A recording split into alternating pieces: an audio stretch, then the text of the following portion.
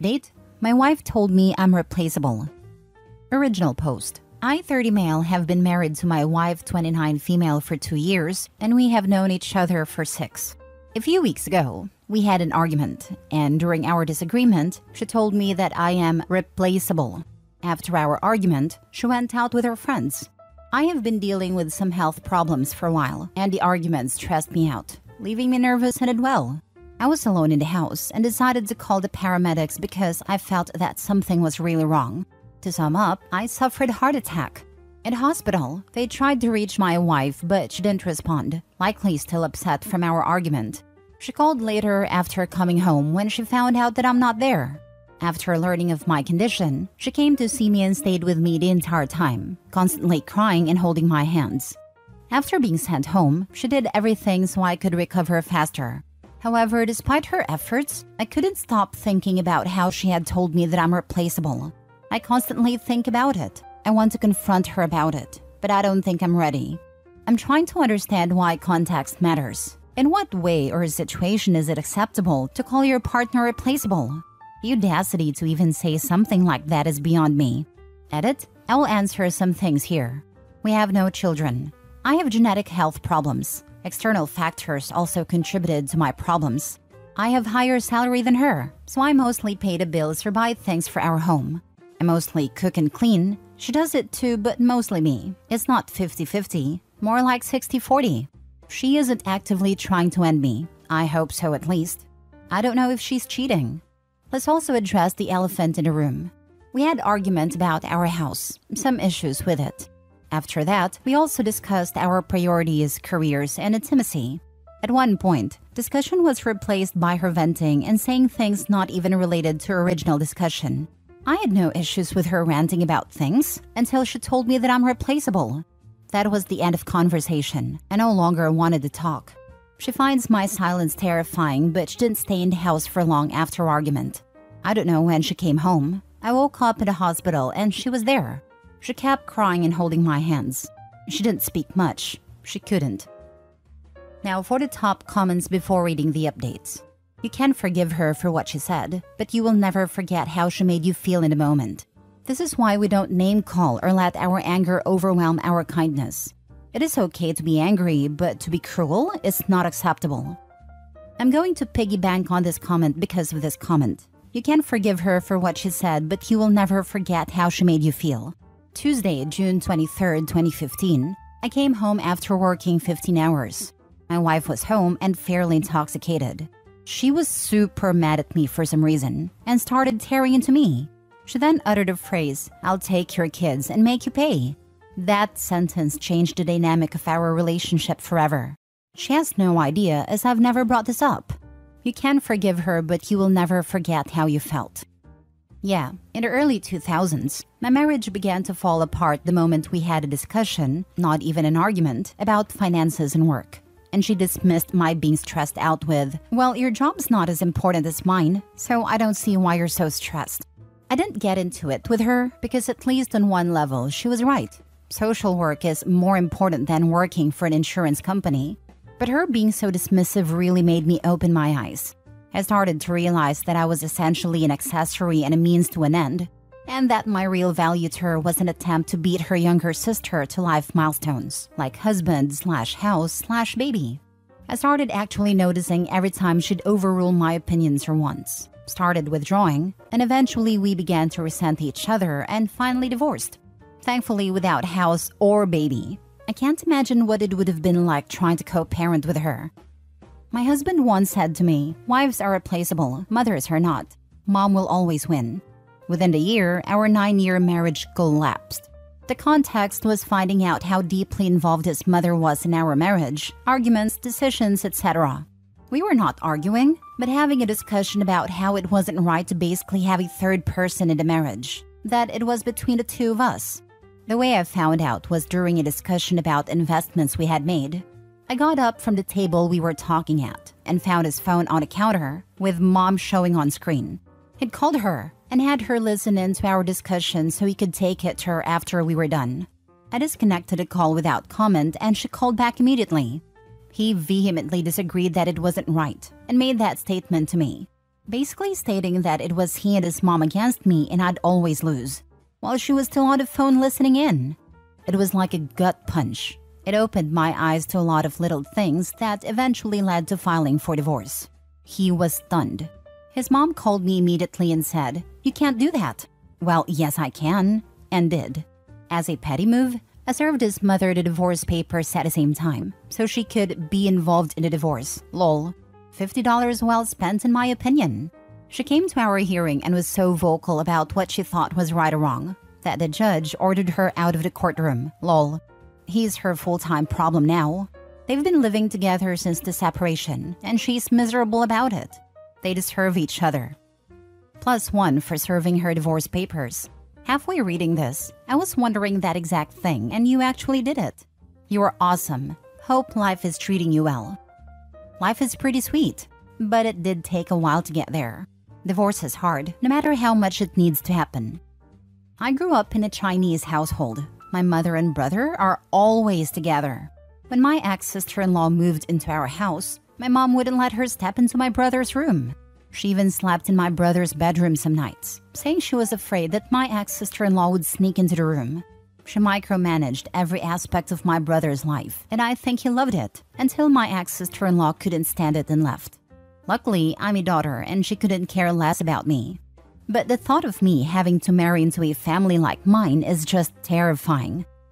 God forbid her married son sleep with his own wife. I'm glad she got out. Mini update.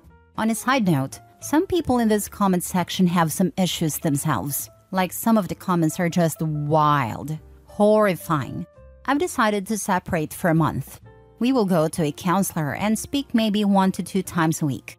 If she cares about me, she will accept it and do everything she can to improve our relationship and marriage. If she starts playing around, going out on dates, or if I suspect her of cheating, I will end it. There won't be any forgiveness or second chances. I will make an update post sometime in the future. So many of you reached out and offered support and advice. I think the least I can do is provide you with the update. Thank you all very much. Now for the full update. As promised, here's an update in my situation. I won't go into much detail, just the most important things. Physically, I'm doing great. I've started working out again, although at a slower pace than before. With time, it will get better. Separation really helped me a lot. Firstly, I might sound selfish, but I only worried about myself, so I did everything for myself. At first, it was a different feeling. I felt alone for the first time in a really long time, and I needed a few days to get used to it. After I got used to it, it was actually quite nice. I got to do whatever I wanted, whenever I wanted. I bought myself a lot of things, redecorated a bit, changed some old things. And honestly, I liked it. There was no stress, no arguments, no problems. It was peaceful and quiet. I also got myself a cat, and the two of us got along really well. I spoke to my wife on a weekly basis. We also went to a counselor, which really changed a lot of things. Whenever we went there, I laid all cards on the table.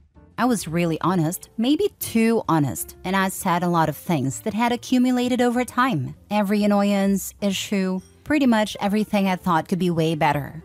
My wife took the separation really hard. It was really bad. For the first few days, she was fine, or she pretended to be, but as time progressed, it was clear she wasn't doing well. What I did was whenever we went to a counselor, I focused only in trying to figure out my marriage and issues with it. But as soon as I left the counselor, I checked out. Like a switch. I didn't want to bring any of it home and disturb my peace. My wife also started individual therapy for her own mental health and issues that have been present for some time. I asked her if she cheated on me, and honestly, I expected some outburst of rage or yelling. But there wasn't any of it. She was really sweet and told me no, and that she understands why I might think that, and she offered her phone and her social media accounts for me to check. For some reason, I decided to be a prick, and I told her that maybe she deleted and covered her tracks. She has no proof of anything. Again, no yelling or anything, just a really sad look in her eyes. I realized that I went too far, and I apologized. Time passed, and I decided to let it go. So I told her that I forgive her and that I will give her another chance. Honestly, I wanted some form of revenge, but while revenge might be sweet, everything after it is bitter. I also told her that I won't forget her words. Anyway, she came back to my house and everything changed. No longer am I doing most of the stuff. She now works just as hard, maybe even more than me, and she doesn't allow me to do certain things, much to my annoyance. We will continue going to a counselor for a little bit longer, and she's still going to her individual therapy. While I liked being alone, I truly missed her. I missed her hair, her smile, her eyes, and now I find myself looking at her and paying attention to everything she does. I guess separation made us appreciate each other way more than before. Maybe we took each other for granted, and we didn't value each other until we split. I think we fell in love again. I can't describe it, but each hug, each touch feels different, like it radiates with sincerity and love. As for the future, I'm planning a trip in secret as a surprise, so we can go out of town for a few days, just the two of us. Time alone really helps me relax and not worry about unimportant things. I focused on myself and what I want my marriage to be and my life. So now I'm going to work towards that. We really learned to communicate much better than before. We became much more open towards each other, more vulnerable. I think it will help us going forward. I guess after all, it turns out that I'm not so easily replaceable. Happy to hear you guys are able to work things out. It was a tough tunnel to go through, but the relationship seems to have gotten stronger on the other side, and that's awesome. It was blessing in disguise. We are still working on it, and we will continue to do so. Things are way better than they used to be. There are still some differences and things we need to work on, or at least find a middle ground, which will probably be resolved in future counseling sessions. I just hope she realizes how close she came to losing you multiple times in a very short time. I hope she understands this could have had a much worse ending. Good on you for being willing to put in the work and growing yourself. Best wishes going forward. Sounds like you're happier single. I'm not really clear why you went back to your wife. At any rate, good luck. Wish you the best. Indeed, I was, for a time, that I felt something was missing. People sometimes say things they don't mean in the heat of the moment. She did it too. I think it was fair to both of us. Some time apart from each other really helped us figure out what each of us wants and what we mean to each other. Life is better when you get to share it with somebody.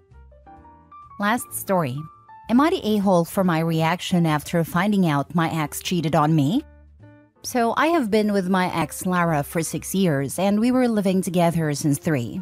Our relationship was amazing, at least in my point of view. We were deeply in love, romantic to each other, had arguments even heated, but we always solved everything by talking to each other. So for real, no problems until 2 weeks ago. Recently, I noticed a few things that were off. Like Lara being overprotective with her phone, going in another room while talking with people. But since it all started 4 months ago, I didn't pay too much attention, because she always said that she was preparing a surprise for a best friend, so I didn't insist. Long story short, I caught her cheating at my house 2 weeks ago, while I came back from work because I forgot my phone. My reaction wasn't being mad, screaming, shouting, or any of these things, but I just told the guy to put some clothes on and leave, and to Lara that we were over and wanted to break up immediately. I said all of this calmly without raising my voice or screaming. Lara was the one screaming, crying, and begging me to forgive her, but I just kept saying to pack her stuff and leave my house. So after 2 hours of this pathetic show, she left. That day I went to work, later obviously, but it wasn't the worst day of my life. It was just a bad day like others. 2 days ago, I went on a date with another girl and I hope to a second date. We are planning, so hopes are very high, haha. My friends and family told me that my reaction was strange, because they expected more from me. Because I just moved on fast from Lara's cheating like I didn't care at all about her, stating my calm and cold reaction. I have a very particular point of view in cheaters, and maybe that's why. In my particular case, the screaming, shouting, crying, getting angry, and mad to me weren't useful at all. Because they don't bring me anything of good, nor will they relieve my pain and suffering, so I do something that doesn't bring me anything of good. I mean, she cheated by her choice, we broke up and that's all. Why should I cry, get mad, or angry because Lara cheated on me? She's just a loser, and took the consequences of her actions. And to me, that's all. Obviously, in these 2 weeks, Lara's talked to me on social media, and texted me and called me like 100 times, but I don't care. I never blocked her and probably would never do, because like I said, it didn't bring me anything of good or bad. I'm just indifferent to it. And a bit because I like to see people humiliating themselves. Lol. So all of this being said, am I the a-hole? Not the a-hole. The opposite of love isn't hate. It's indifference. You're handling it like a man's man. The way you reacted probably hurt her more than anything else. Not the a-hole, but I wouldn't assume that you really cared about the relationship if it hasn't really affected you. You caught your girlfriend with another man in your house and went to work like nothing happened. You could absolutely get mad and cry because you loved this person that you put trust in and spent years with and were betrayed. That would bring out rage and ugly cries in most, if not all, people. And yes, crying and getting your feelings out can absolutely help you feel better. Not sure how to explain this, but all of that is the reaction those pathetic people who cheat are looking for. It's not all men, but a good segment of us just gets indifferent. The feeling we had, that fire and desire for you, got snuffed out the moment we figured it out. Call it cold or whatever, but some guys do just function this way. I had one ex when I was in my teens. It was the whole F you screaming match. Another ex, it was this. I just shrugged it off, told them to GTFO and never talked to them again. Did it suck? Sure, but I can't put the toothpaste back in the tube. I can only control me and my actions. Not the a-hole. You handled it like a mature adult. I don't understand why people make a big show of it and go off the deep end. There's always someone else out there. They may or may not treat you better, but it is certainly not the end of the world. Because people put a lot of work and planning into life with a partner, and this thing most humans have called emotions. I'm not sure what you are on about, but the practical application is that people struggle with made-up concepts like true love, fate, destiny, etc., and can't remove themselves from this and think objectively. And when someone cheats, all of that fantasy is quashed. The facade of love is gone. Move on. The most ridiculous thing is engaging in a physical battle with a man that is cheating with your girlfriend or wife. The man didn't have some magical power or aura that tricked someone into cheating. It was a decision by your partner to engage. They could have rebuffed the advances. Why lose sleep over someone like this? The future is brighter. People have a fear of the unknown. If you move to a new city, you will find a partner. You will find another in your own city if you break up. Everyone is capable of finding love anywhere, anytime. The next relationship could be better or it could be worse. People have to get over the irrational fear and quit allowing themselves to be trapped in bad relationships. It's easier to stay and ignore real issues because of the perception of failure, fear, and other internal issues. The biggest hurdle and complication is children. If that is not a factor, then you should explore relationships until you are as happy as you feel you need to be.